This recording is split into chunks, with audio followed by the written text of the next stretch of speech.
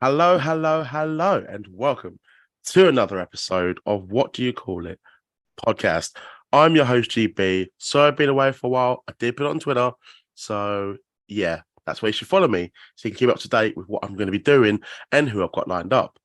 But I'm back, and today's episode is quite special um, because today's guests they're looking to take over the Australian Wrestling Tag Team Division. The Menace, Maverick Walker, and the Limit Breaker, Andy Walker brothers, if you're not put their names together. They are known collectively as Destiny. Lads, you're all the way from Australia. How you guys doing, and what time is it? Yeah, George, we're doing well. So it's 8:30 on a Monday night, so not too bad. Already had dinner. It's a little bit of a time difference, but we love it. It's nice and chilly here, that's for sure. Probably not as cold as it gets there, but it's quite frosty this night. Nice, nice lads. It's not too bad here actually. It's quite sunny, as you can see. I've actually got the curtain half open to avoid the sunshine because I'd just be like, oh. But yeah, enough about me moaning about the weather because once it's gone, then I'll be like, oh, it's fucking cold. But That's how yeah, it as you can goes. Yeah. tell in the intro already, a bit of a moan, but it's not about me. It's about you two, Destiny. Um, I'd like to welcome you both to the podcast. So I've just discovered how you are. Let's rewind the clocks and let's discover what both made you wrestling fans. I'll start off with you, Andy. Yeah, cool, man. So I started off as I'm the younger brother, as you guys can obviously tell by the looks. I started off going one day, I was probably about 13 years old. Maverick's just like, hey, man, I've got a wrestling school. Do you want to come out and check it out? You're not old enough to join, but do you want to come check it out? I'm like, cool, let's check it out. And we've always been fans of watching it on Foxtel over in Australia here and trying it on trampoline, breaking arms, breaking bones, having a good old time. And then, Maverick Really started importantly, first. don't try at home adverts then. You're doing it right. Oh, Yeah, man, yeah. of course. You Yeah, get all those. yeah, You know yeah. how those go. You see All, all all of them. wrestlers start in the backyard. What are you talking about? 100%, mate. 100%. Who was the one that took the most pinfalls then out of you two? I'm going to say Maverick, but Andy, tell me the truth. Like, who did it? Who lost most? Who was the jobber of the brothers? This guy, 100% is a jobber. Look, I got the hands. He's got the feet. That's how it goes. He can move a little bit quicker than I can, but I can throw a few more punches. But he gets me. He goes a bit quicker. That's for sure. Ah, you're a sneaky bugger then. Yeah, just a little bit. That's cool, man. That's cool. Maverick, who were some of your favourites growing up? As you were the bigger brother, so you probably introduced them to these wrestlers. Yeah, well, definitely. I mean, before Andrew started watching wrestling, I think John Cena was my guy. He was the guy. He's still going now. We just saw him on the pay-per-view, so it's good to see him still going, still making noise. But yeah, John Cena, he's my hero. He was the guy that really got me into it. But more in the Australian wrestling scene, there was a guy who was my coach. His name's Tricky. He's still going at it as well. He just wrestled on the weekend. But he's a big name in terms of coaching. And he taught me everything I needed to know. So in terms of that first Australian wrestling match at PCW, which is Professional Championship Wrestling, he was the guy that got me into it. Yeah, shout out to Tricky. I will break down about like how you both got into wrestling and your training and becoming a tag team, but I actually want to talk about the influence that Australian wrestlers are having in basically on the big screen now, as we've seen it. Even yesterday, like you just mentioned it, John Cena, and who's he in the ring with? Grayson Waller. The Iconics, Buddy Murphy's, Rhea Ripley, and my personal favorite, Nathan Jones. Don't care what you say in the comments. Nathan Jones is a boy. Love him. But no, being serious. Like, but like, how does it make you two feel? Like now you're wrestlers, but also seeing these people on like on a larger scale, it gives you hope, or does it make you want to just do it even more? It's huge, man. Like it's just pretty much for the last probably 10 years or so, we've been seeing people come through and making their way from Australian wrestling all the way off to the States, to UK, to anywhere at the moment, to even Japan with the Eagles. Yeah. And it's always, before that, it was always like a closed door. Like it was a huge step to get anywhere outside the country. And seeing guys taking that leap makes it like it's viable now. It's believable. It's a goal that's achievable, which is incredible. And they've set the pathway for the future of Australian wrestling. Yeah, no, big I time. think When WWE even had a massive show, didn't they, a couple of years ago, like a super show in Australia. And I think prior to that, I think you wasn't really getting too much like international names. But you, like from what I've seen, and obviously being introduced to you two, like there's more of a independent scene, and it's Australia getting its own identity as opposed to international superstars. we are Australian wrestling now. It's its own brand, if that makes sense. Yeah, 100%. I think, you've got your different styles. You've got the classic American style, you've got the British style, which is more grappling and, more striking, things like that. You've got the Japanese, style. And I think Australian wrestling is really starting to amalgamate all those different styles, and we're trying to come up with our own style. So we're really pushing the boundaries, I think. A lot of people, are noticing Australian wrestling. Just on the weekend, Impact did come down to do an Australian show. So yeah, which has been great. So just even the last 12 months, Australian wrestling's really starting to pick up in terms of names, in terms of the scene itself. It's not just UK, Japan, and Canada. Like people, like more eyes being opened across the world now, which is good. Obviously, it just gives us more diversity and just more options as well, as opposed to just America and those other places I've just mentioned. Maverick, I'm going to start with you because you got into wrestling first and you became the wrestler first. So I want to know about your actual in-ring debut, the first ever match that you ever had professionally, not the trampoline, Andy, but the first ever match you had. Just if you could tell me how it went, if you had any friends and family there, and just going into the match as well. Talk me through the debut. Yeah, brilliant. Okay, so I was 15 years old when I had my first wrestling match. It was a show, PCW had just come back. They'd started staging some training shows, which they call Slam, which have been running for over 10 years now. But yeah, I was doing a different gimmick. I was called the Masked Menace. So I was a superhero. So I had a mask on, I'd come out and wear a cape. Obviously being 15 years old, I was quite a bit smaller than all the other guys on the show. But I went on last, which was great. It was a good experience. Had a few friends and family come down, but yeah, really nervous. Just I remember, going through the match and like trying to, put together something really memorable. But it didn't really matter what we did. It was more about telling that story. But at 15 years old, it was a hell of an experience. Putting on a show and being able to put that mask on and think about, what is a wrestling match after seeing it for since I was a kid and then going on and actually performing. I can't just do 5 FUs and just do a swanton bomb with the ladder. Like, there's much more to this, isn't it? Exactly. There's a little bit in between, it's all about those in between bits for sure. Andy, what was your reaction to your brother becoming a wrestler at first? I know you go on to do it, but what was your reaction? Dude, the first day he said to me, he's just like, look, I'm going to go training. I'm like, train to what? Like, you're playing football, you're playing soccer, what the hell are you doing? I forgot you guys call it soccer over there. Yeah. The second I said that, getting on. Second I said that, I just want to piss him off.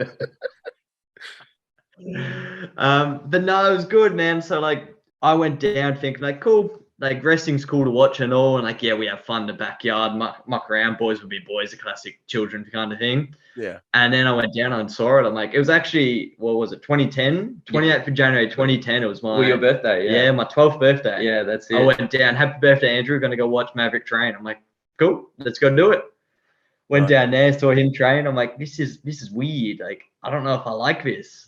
And then I kept going at it, kept seeing him do the shows and seeing the enjoyment out of him, seeing enjoyment he brought to people. And I'm like, yeah, I need to do this. This is really cool. Even at like the age of 13, I'm like, I need to do this. Not even just as a fan, but just someone who actually wants to go on to do this and try it at least. And when you became a wrestler, was that during your break, Maverick, or was it before? Was that before? I think it would have been before your break. Yeah, I think so. Yeah. So we had a couple matches together. My first win was actually against him, which is a fun fact.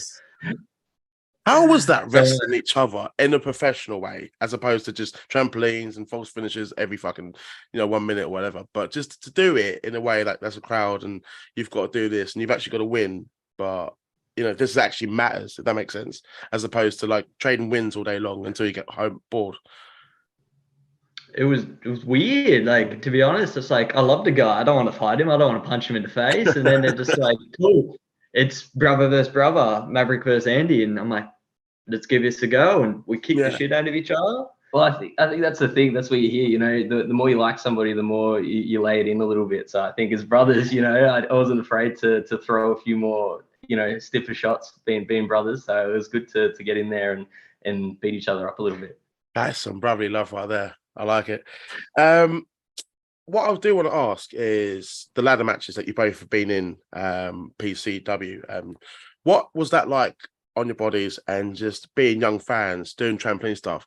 How did you find that transition from doing it like in your backyard or your mate's backyard to doing it in a ring for the crowd and doing all these spots? Like, was it just, were you blown away or were you kind of shitting it a little bit? Yeah, the first one, take it away. Yeah, I think. I mean, a lot. You know, you can really work a match when there's two guys, there's three guys. You know, even if there's six guys, but you start introducing a ladder into that ring. That ladder's going to do whatever it wants, especially in that ring. You know, especially on that mat. Yeah, 100%. I mean, we saw that Saturday, just to quickly cut in. Like, we saw that Saturday, anything can happen. It doesn't go as planned, it's, you know, just anything. Oh, 100%. Like there was one spot, you know, like, you know, I was hitting a guy with a ladder and we ended up cutting him open, and like that wasn't part of the plan. You know, we were trying to keep it as safe as possible, but sometimes, you know, things happen with ladders. But yeah, they're completely unpredictable. I think being the second one, we try to keep it as safe as possible because we have, you know, the annual Destiny ladder match. Andy will talk about in a second how he, you know, you kind of one up each other. These annual, we call the event Destiny. We are named after that event because we both won that ladder match. So that's why we've got the name Destiny. That's quite cool. Yeah, exactly. Yeah. So yeah, I did the second one, and Andy tried to one up it from there, but yeah, it's unpredictable. That's definitely what I would say about a ladder match. What about you, Andy? How's your experience with a ladder? Oh, so ladders are awful. That's all I can say. They're not your friend. Hey, I'm done. Ladders are awful. Fucking hate them.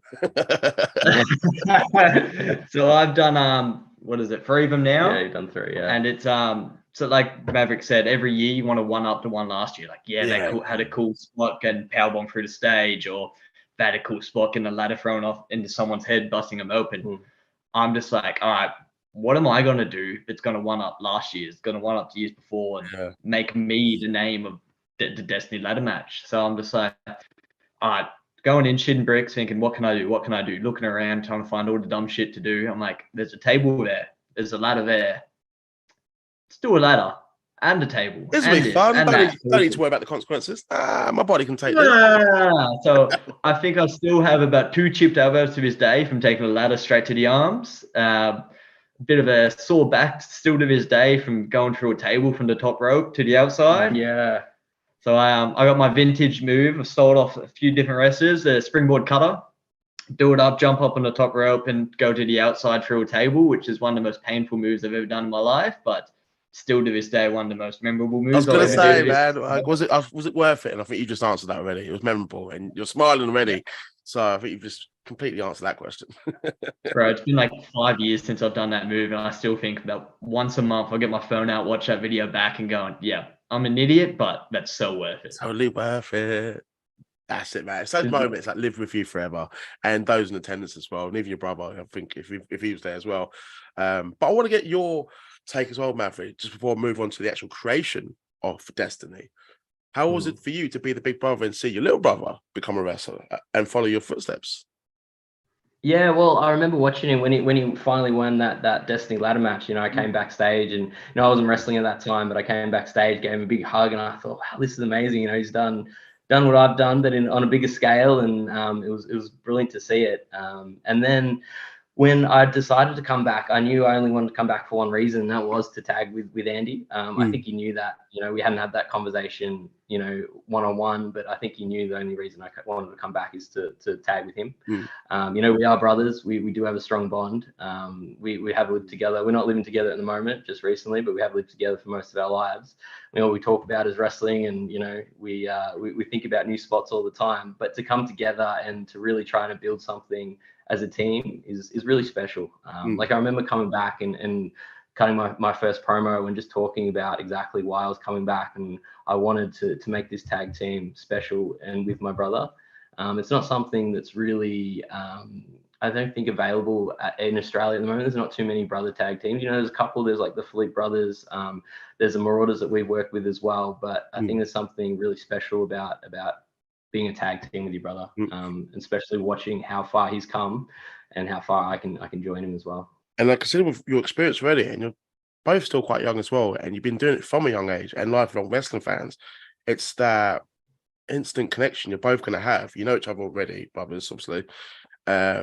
You've faced each other, you've been in the ring with each other, you've wrestled against each other, so you kind of know how each other works. But you can use that together in your, as a benefit and as a bonus, and kind of work our way around that. But you're gonna like bounce off each other so well. It's not you've just been paired together. Okay, yeah, it's fine. When we're at the show, we'll talk, but outside the show, we just won't really bother. And you just can't fake that. A good tag team that has that connection. And you look at some of the great tag teams. I know they're controversial, but they're actually one of my personal favorites. Young Bucks, Hardy Boys. Obviously, will get more praise, but Young Bucks, like they've been together for so long. They even fought to not be against each other in TNA, and look at their success just because they love each other. And I can see that with you two. That bond. This is a sweet moment. I don't read this a lot. It's early, guys. It's early. I'm kidding, but no, it's cool though. It's cool. But as you just mentioned, the reason that you joined forces with your brother because you wanted to become a tag team, add more to the Australian tag team division.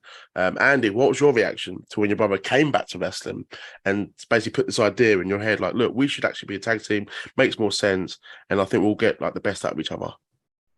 Dude, it was sick. Like I've always thought, I'm like, I want Maverick to come back. I want to do matches with him. I want to wrestle him. I want to wrestle with him. I want to do anything with him just in this squared circle. Mm-hmm. And then he told me, he's like, I'm going to do it. I'm like, really? You're going to do it? Like, it's finally happening. I didn't believe him. I'm like, you pull my leg. It's not going to happen. And then one day he just rocked up at training and here he was just running around in the ring with knee pads on. I'm like, are you serious? He's going to do it? I'm like, all right, let's take this thing. Let's take it up a level and let's do some dumb shit. Let's have some fun and kick some ass while we're doing it. And ever since then, man, like I was over the moon. At first, I was a little bit against it. I'm like, he's jumped out of it. I don't know if he's dead serious. And the second I saw him in that ring. Yeah, that's understandable. Yeah, I get that. Yeah.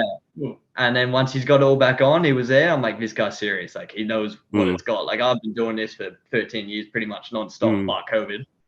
And then Maverick's had his breaks. So it's like, can't we? And then after about probably match 1 or match 2, I'm like, yep, this is what we're doing. This is where years can take us. And it's the fact that you've already had the singles run. So it's not like you've just been a tag team and don't know anything else. So like you can like, okay, I've done this already. I haven't done this before. And let's just give it a go. And we can still have single matches as well, which is brilliant. Everyone wins in the situation. What was your family's reaction to you two? Not necessarily becoming pro wrestlers, because everyone probably saw that coming with how obsessed you were, the trampoline and whatever, but to the pairing of you two and becoming Destiny. It was dope. Like, best way to describe it. Like, yeah, our family always saw it. Like, we used to fight as kids, as all kids do. Like, brothers do. Took my toy. Yeah, by the way. Yeah. I won. No, I'm joking. He beat the shit out of me. Yeah, that's it. No, I won for sure. No, I never won. I never won. Nowadays I win, but never back then. I was the older brother. Yeah, exactly. I think well, our mum was probably the biggest supporter of us. She was always, when I told her, she was so happy that we were coming together. Like we got to just hang out more. We're going to spend more time together, and we got to be able to not only do something we love, but do it together at the same time. It's not just about, obviously being in that ring is extremely special, and we're very blessed to be able to spend that time in that ring. But it's that time, beforehand at the start of the shows, we're hanging out with a few friends, we're chatting to each other. It's that time after the show, we're talking about the matches and things like that as well. So I think, having that social circle as well, our mum was super impressed and very, very happy for us. Oh man, this show's getting sentimental. I like that. It's nice. It's nice to be positive and have this story being told, and there's a good future as well, which I can see for you too. A few more questions I want to ask, but I want you to both name your favorite singles matches of your career that doesn't involve either of you. Well, that's a good question. Singles matches. That's a tough one. If you want to name more than one, I'll let you off, but it can't involve either of you. All right. You got one? No. All right. I think I got one. It was early in my career. There was a guy called Gabriel Wolf. We were quite close in the beginning, probably my second year of wrestling. And I remember it was for the title. He had that Slam Championship that I've won before. He had it at the time. And we were on last in our Slam show. And I just remember feeling that, you talk about magic in terms of a match, and you know when things are just going right and the things are connecting, and you're not really talking to each other, but you're feeling the energy out there, and everything you do, you can't really put a step wrong. I remember, wrestling Gabriel Wolf, and that was probably one of my favorite matches. It ended up being I think it was a Falls Count Anywhere match, if I remember. It was a while ago now, but it was. So you put a little bit of freedom with it as well. Yeah, that's it. I can feel the feeling. Andy knows Gabriel. He's got that Phil Collins vibe now. I can feel it. Yeah. So. Yeah. It's Monday morning. I should be tired, but I know we're all feeling feels, aren't we? Yeah. I know, man. I had a chilled weekend and we bounced off each other quite well, so it's all good. It's all good. Andy, you're like wide awake and we're half asleep. Yeah, here. we're almost ready. Yeah. Sorry, guys. Worlds apart. How do we get this done? Sorry. Blame Maverick. Maverick's fault. Joking. Let's go. I go down. I'm sentimental. What can I say? It's an international podcast, guys. This is what I do for you guys, the listeners out there. Like, this is what I do. Oh, my man. I've got a few matches in mind, but one of my probably top that I've done in probably the last 5 years or so has been versus one guy who's been on Married at First Sight in Australia. His wrestling name is Tommy Hellfire. On TV, he's known as Anthony Sincotta. He's actually turned out to be such a really, really good dude. He's done really well in Australian wrestling and things like that.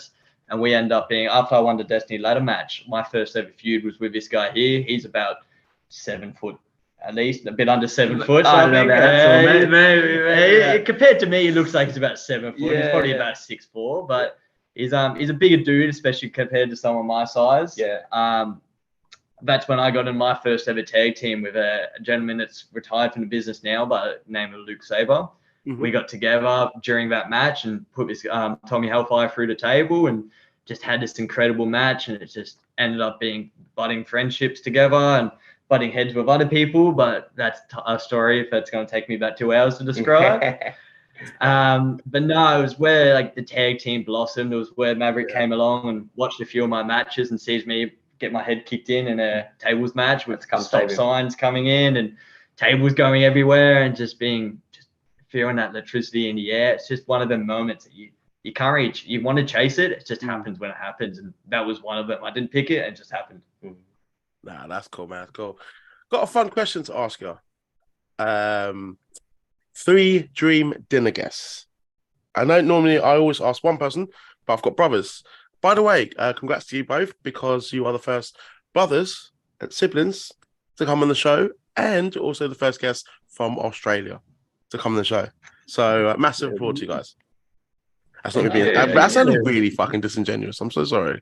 It really was not.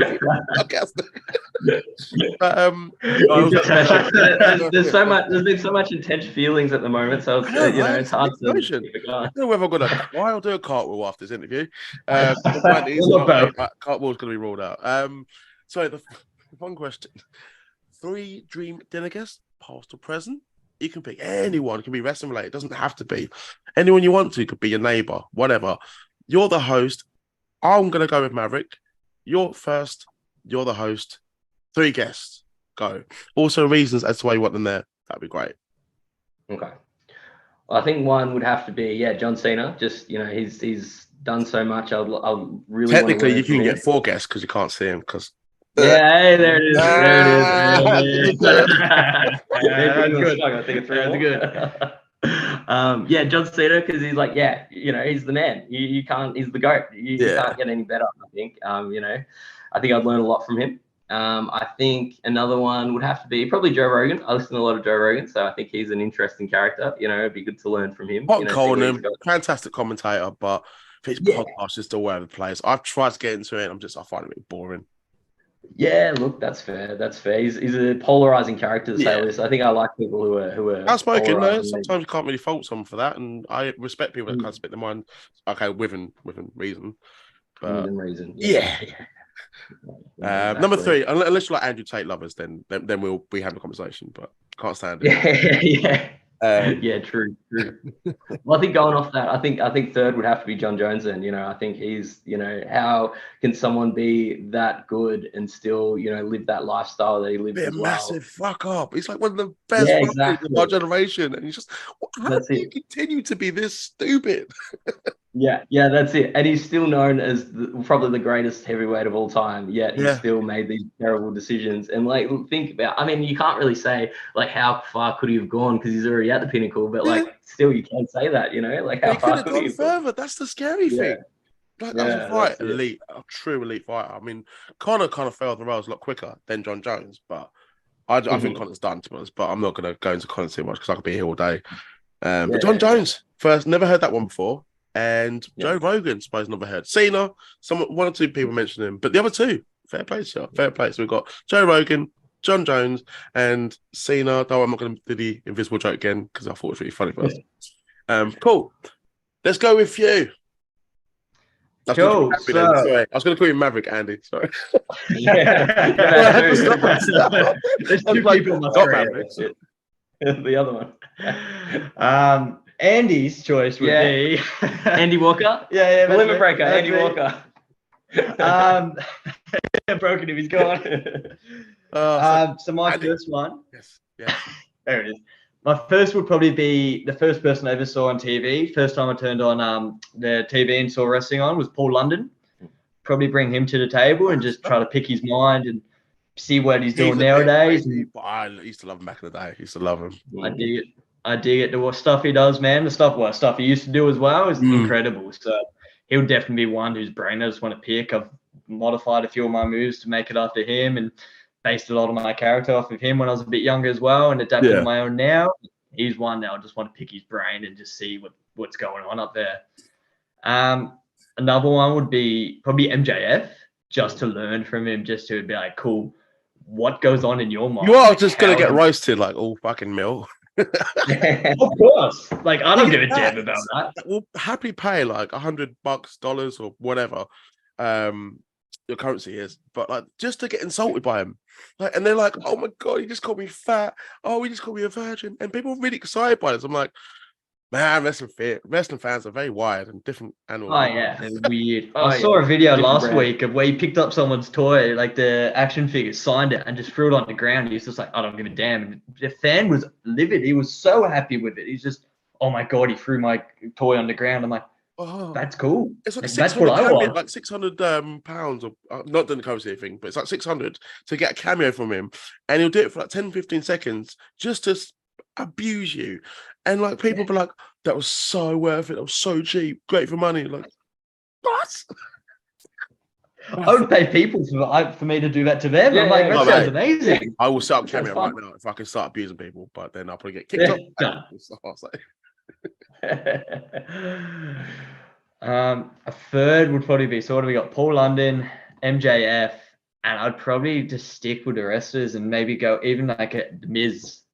So having MJF and the Miz on there, just decipher them, find the two differences from them. And like, I remember as a kid when they used to do the Australian tours, Miz and Jomo came out. They did their little signings and things like that. I called it sick to school just so I could get a signing from the Miz. And I'm like, I hate the Miz. I love John Morrison. I walked out of that day going, I hate John Morrison. I love the Miz. And it just changed my aspect on them as workers, who they were, just from meeting them. I'm like, this is sick. This is cool. This is who I want to be. And that's a cool sick, by the way. I may have not done it before when I used to meet wrestlers a lot, like work, and I'm not at these places anymore, so I can say it's fine. I would never do it at my current job. That's a joke. Don't want to get him fired. I won't tell anyone. HR with a snippet of this clip. It's like, I'm fucking joking, by the way. But no, I did it for Eddie Guerrero.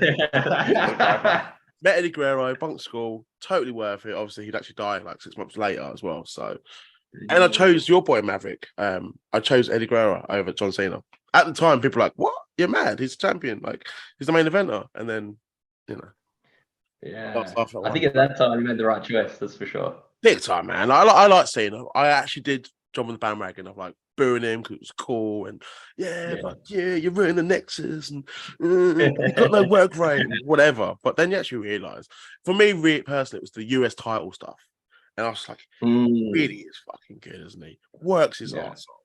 Really is a good guy, and I actually felt bad for him. at the time she was getting booed, and there's me just like, yeah, ECW. But nah, he's That's the whole funny. point, though, isn't it? Like that's the idea of Cena. Like you want to be able to have that booze and those years. You know, you got to Yeah. have both. Once you get both, then you're really rocking and rolling. Then You made it then. Yeah, exactly. Yeah, but he was doing something right. He was doing something right at the end of the day. Like he's still selling merch, pay-per-views, and you name it. Face of the company, and there's a reason why, because he handled it so much better than other people. But I remember, I don't know if you guys remember, just a quick one, just going off one. But Batista, when he was in ECW, he's the world champion against Big Show. And the fans are just like, take over the show, they don't care. And it's like, change the channel, and this is bullshit, you both suck, and whatever. And it's at Hammerstein Ballroom, it's under WWE's ECW. And Batista didn't handle it well. But if you see Cena at One Night Stand against IBD, handles it like a pro, and he's embracing it. So yeah, I'm just going off one. But no, it's cool, lads. It's cool. Sorry, I don't shut up sometimes. Destiny. Yeah, no, man. Keep it going. Yeah. Pleasure speaking to you, boys. Where can the listeners find you both individually on social media? Cool. So I'm on Instagram, andywalker.lb, LB for Limit Breaker.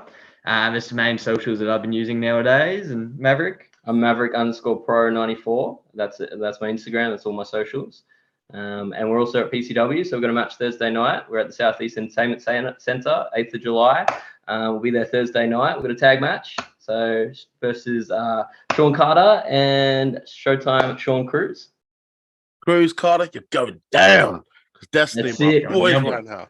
They're finished. We got George's support. We're done. That's it. Yeah. They're finished. Yeah. Yeah, they're done. Yeah.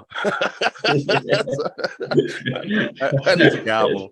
No, lads, it's been a really, really good chat. Like, just this random, a lot of wrestling, but just a lot about fucking about as well. And I've really enjoyed that. And we've had some nice moments as well, some sentimental moments. See, I can be emotional, lads. But no, it's good having you both. If everyone can follow you guys on social media, if you did miss it, I'll put your details in the description below with your social media handles there. If you can also follow me on my social media handles in the description below, that'd be fantastic. See what I've got lined up. Or if I do happen to take another break, you'll see why and when I'll be back. But I'm back better than ever. Fuck you, Eric Bischoff, because you used that in your song, which is a really good song. But no, it's been a brilliant episode. Hope everyone, including you, Destiny, over there, down under. That's fucking terrible. Classic. Vintage. Last question, actually. Is Neighbours still really popular over there? It's finished up. It's done. Yeah. Just recently. It has, didn't it? It did finish. Yeah. Oh, man. Just real recently though. But yeah. Did you guys actually watch it back in the day? Like, Nah. Mum loved it. But nah, I missed the soap operas. That's for sure. I was too busy watching wrestling. You know. Batista was in Australia. Not Australia. Yeah. Neighbours. He was in it. Was he? I didn't know that. I'll send you the link after this interview. If anyone, I want to watch that. These guys gonna be like, oh, best of Neighbours. Yeah. Right, if anyone hasn't seen it, after this interview, go watch it. YouTube, Batista, Neighbours. It's not hard to find. Maverick, I'll send it to you directly. And Andy, not Maverick, because it got stuck in your name earlier. It's when you switch between you two. I don't do tag teams a lot, so appreciate that. But no, guys, take care, everyone. And everyone, have a good week, evening, weekend, whenever you listen to this. Take care. Hello there. I've got a special announcement for my next guest. I'm Luigi Primo, and I'm going to be appearing on the What Do You Call It? A podcast. I'll make a best of it. You heard.